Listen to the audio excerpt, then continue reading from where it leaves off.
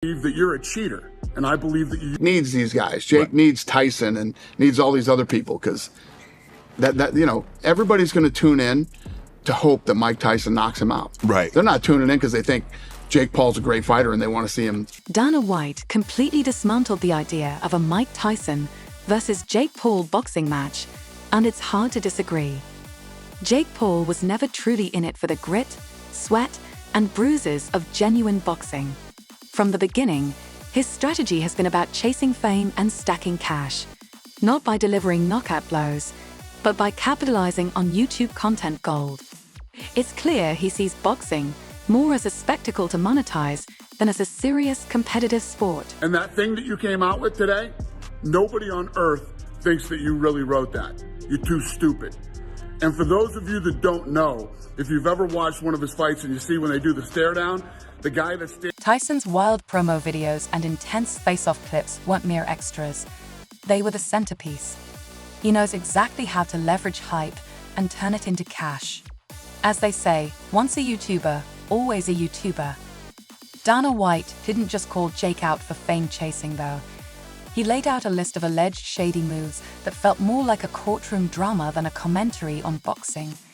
By the end of it, Dana gave everyone, even skeptics, plenty of new reasons to question and doubt Jake Paul's motives and authenticity.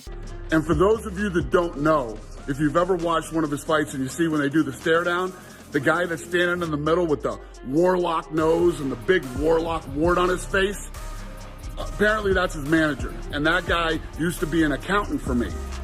And let's just say this, he no longer works for me, and I think he's a... In Dana White's classic no-nonsense, zero-tolerance style, he's ripping into Jake Paul, labeling him as one of the biggest frauds in fight sports. Dana isn't just tossing out insults, he's accusing Jake of using steroids and calling his entire boxing career a lineup of gimmicky matchups.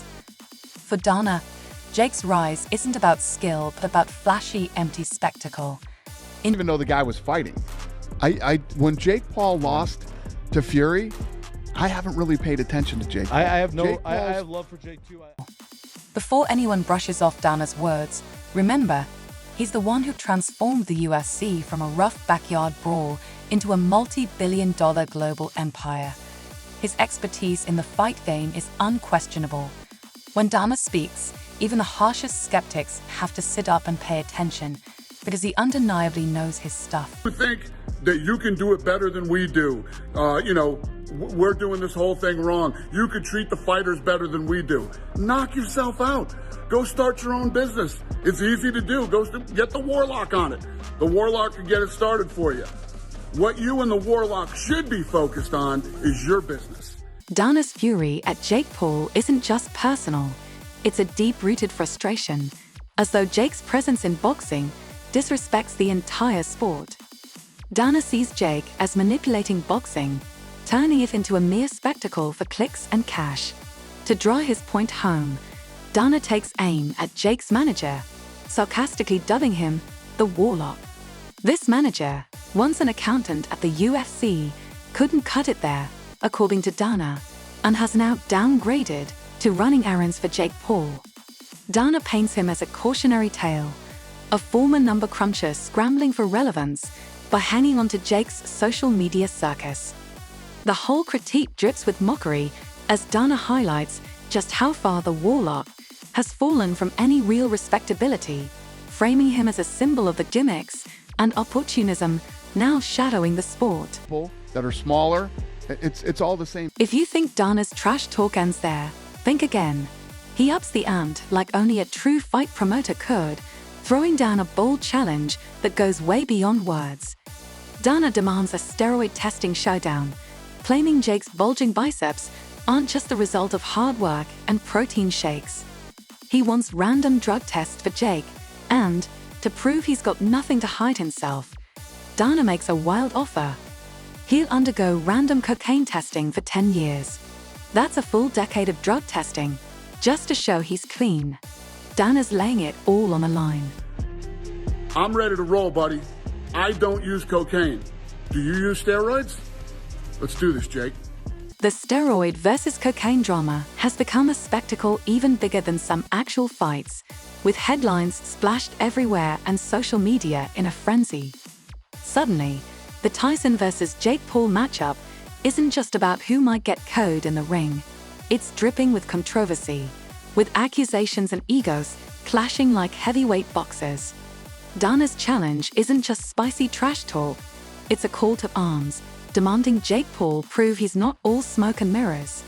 The fight hype has shifted from punch predictions to wild steroid accusations, transforming this showdown into something far more explosive and unpredictable than anyone expected. You never responded to the challenge.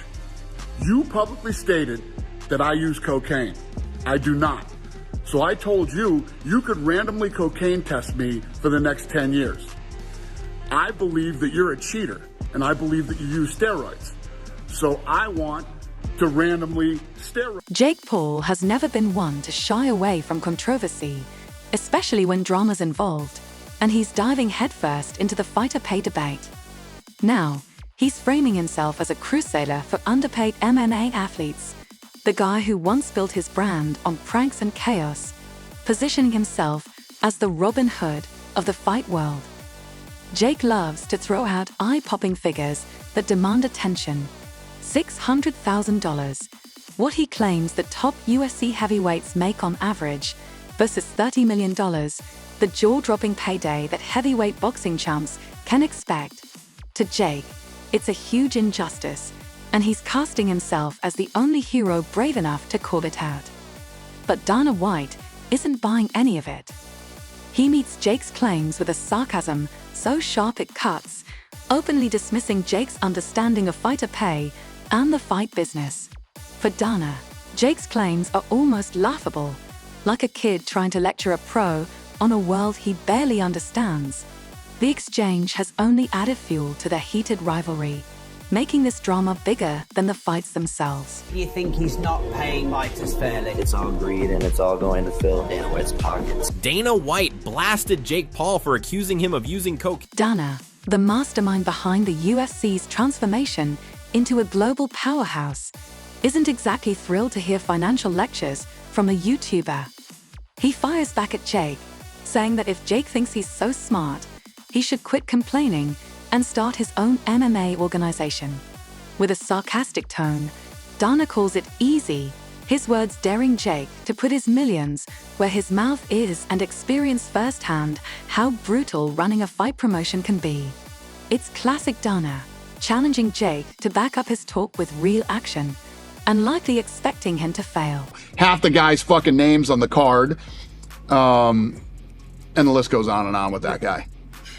Khabib, he retired. Do you think there's ever a chance that Khabib would come back and fight? Is there a number that you can say, Khabib, we got 20 million, we got 25 million? I threw the numbers at him. This isn't just playground banter.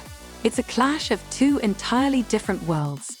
On one side, you have Dana White, the mastermind who built the UFC into the gold standard of mixed martial arts, working with legends like Khabib Nurmagomedov, who left the sport undefeated and untouchable.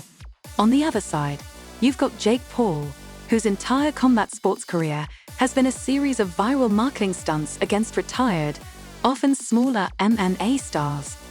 Jake tries to paint Dana as a greedy tycoon, profiting off the backs of underpaid fighters, but Dana sees right through the act.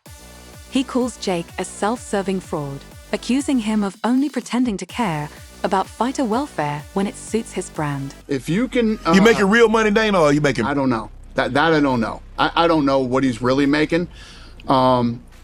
Jake Paul's so-called crusade for fighter pay becomes even more laughable when you look at his own fight lineup. He's made millions boxing against fighters like Tyron Woodley and Ben Askren, both retired, past their prime, and much smaller than Jake. Yet, he continues to brag about his earnings, acting like he's a champion of justice. Dana White finds it ridiculous, and honestly, it does seem hypocritical.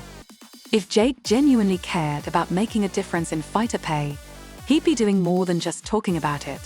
Actions speak louder than words. He's also considered a boxer, and he lost.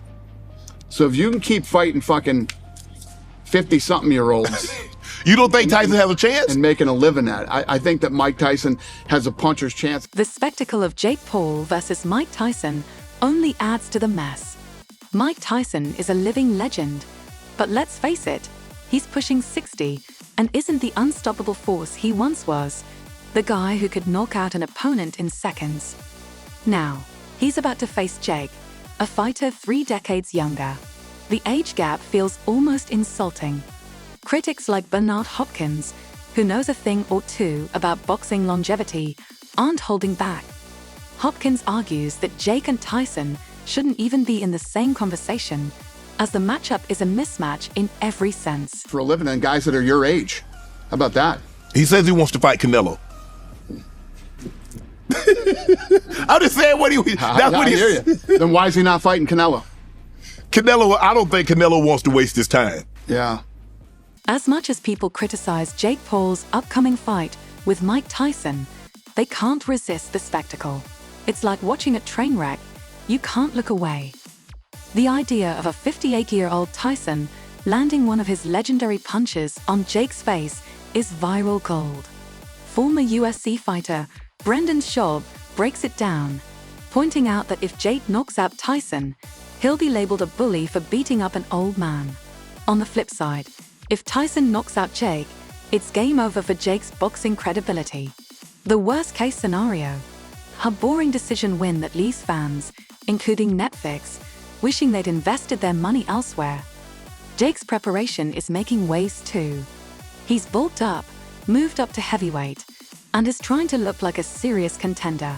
But critics, led by Dana White, remain unimpressed. Dana believes Jake's whole game is rigged, always fighting retired or undersized opponents. Even with all his muscle and Instagram-worthy workouts, people question whether Jake can truly handle Tyson, especially an older version. Is this fight just another chapter in Jake's endless campaign to stay relevant and keep cash flowing?